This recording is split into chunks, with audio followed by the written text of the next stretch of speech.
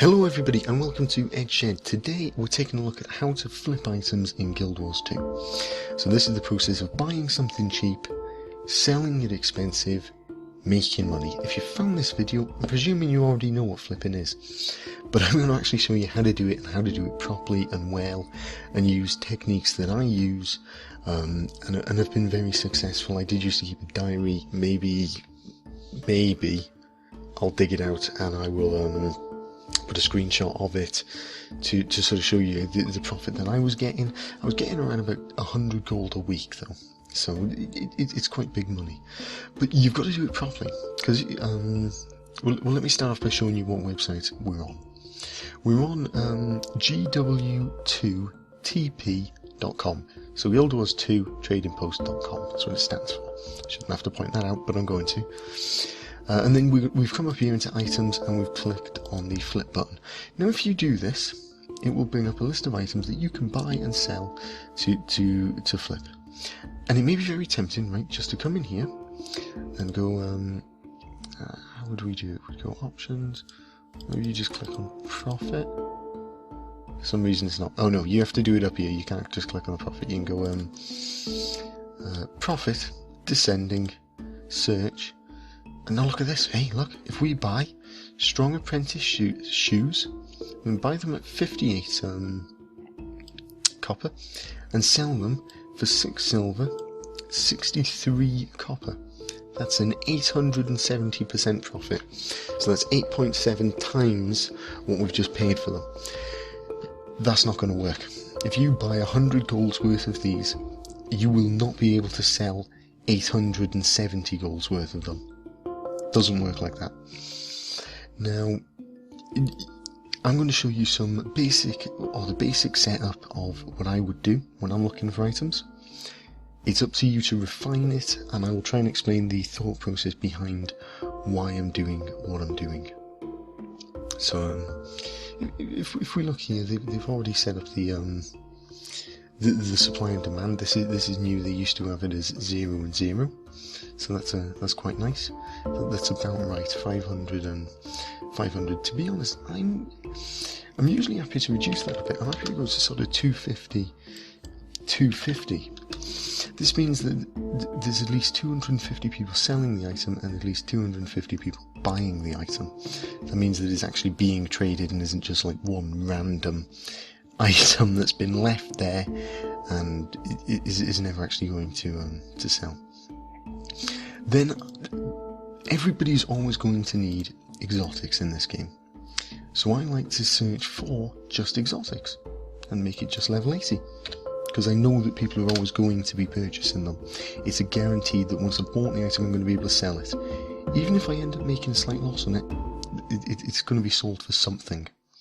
So if I search with this, see, it's sort of refined a bit more. But these recipes, do I really believe that somebody's buying them? No. People don't tend to buy recipes. You might get lucky, you might sell them, but you're better to stick to sort of just your armors or your weapons, because people are buying them. People are also buying trinkets, but I've always found them harder to flip. So I'd go back to the armors, select them. What's this? This is 50 copper. I would say that we want at least 50 silver.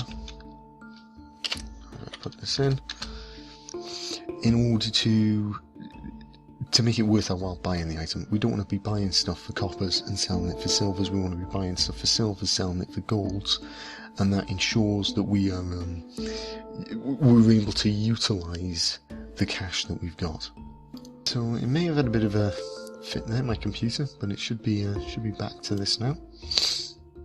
And I said earlier 250. I've actually looked back at my notes, and it's closer to 100 on each that I was actually using at the time. So yeah, this is excellent. This is what I would usually see when I'm doing it. I would have also usually put in a filter to limit the amount of profit. I usually don't go for anything with over 80%, simply because I don't want to get stung by buying something that's got too big of a gap. If there's too big of a gap, there's probably something wrong. It's that whole, if it's too good to, or if it looks too good to be true, it's probably too good to be true. Don't get involved. I hope that makes sense. If not, mention it in the comments. I'll try and explain it better.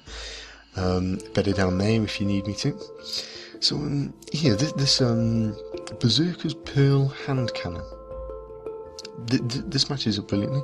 So if we sell this, we will be getting back 68% on it. You know, we will we'll make a profit of 68%. So I'm gonna go ahead and copy this right now, and I'm now going to flip over to Guild Wars and show you in there me buying it, and then we'll wait till it's actually been sold, and you can see that I've actually made a profit on this item. Right, so I'm over here in Guild Wars now, and all I'm going to do is I'm going to, in the searches section, I'm going to paste in the Berserker's Pearl hand cannon, and I'm going to click on it to buy it. Now I'm going to come over here to the lowest possible price, but I'm going to add a little bit onto it. I like to take it up to a nice sort of, I suppose, like round number, a 5 or a 10, just on the copper. And I'm going to place the order. Now we've gone upwards a little bit, so we're paying more than anybody else for one of these Berserker Pearl hand cannons. And I'm simply going to sit back now, and I'm going to wait for it to appear down here. I'm going to also clear this out. So that's how much money I've got currently. And yeah, as I say, I'm going to wait now for somebody to sell it, and I will be back with you as soon as they do to show you where we go from there.